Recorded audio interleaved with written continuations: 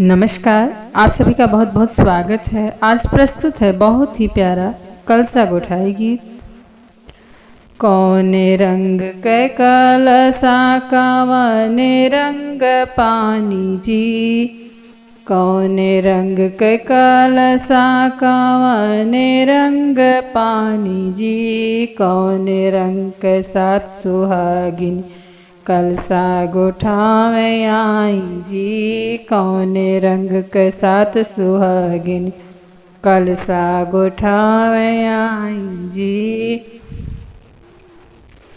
लाल रंग कलसा सफेद रंग पानी जी, लाल रंग कलसा सफेद रंग पानी जी, सांवर गोर सात सुहागिन कलश गोठई आई जी, सांवर गोर सात सुहागिन कलश गोठई आई जी। कहवा से कलसा कहवा से पानी जी, कहवा से कलसा कहवा से पानी जी, कहवा के साथ सुहागिन कलश गोठई आई जी, कहवा से सात सुहागिन कलश गोठई आई जी।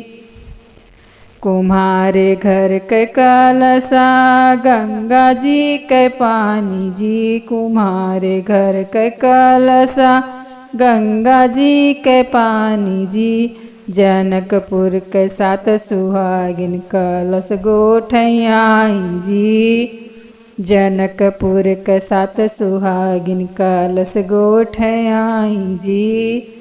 कृपया आप चैनल पर यदि नए आए हैं तो चैनल को सब्सक्राइब कर लीजिए। आप सभी का बहुत बहुत धन्यवाद।